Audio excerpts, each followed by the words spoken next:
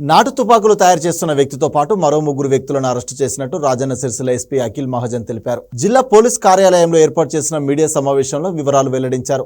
గంభీరావుపేట మండలం గజసింగవరంకు చెందిన రాయలింగ్ శంకర్ నాటు తుపాకులు తయారు చేస్తున్నట్టు సమాచారం అందడంతో గంభీరావుపేట ఎస్ఐ సిబ్బందితో కలిసి వెళ్లారని చెప్పారు. ఇంట్లో పనిముట్టు ఉపయోగించి నాటు తుపాకులు తయారు చేస్తుండగా పట్టుకున్నట్టు వివరించారు.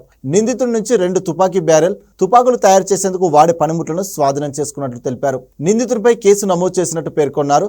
జంతువుల వేట కోసం నిందితుని వద్ద నాటు తుపాకులు కొనుగోలు చేసిన ముగ్గురిని అదుపులోకి తీసుకున్నామన్నారు. ఆ ముగ్గురు నుంచి 2 తుపాకులు, 4 ట్రిగర్లు స్వాధీనం చేసుకుని నిందితులను రిమాండ్కు తరలించినట్టు ఎస్పీ తెలిపారు.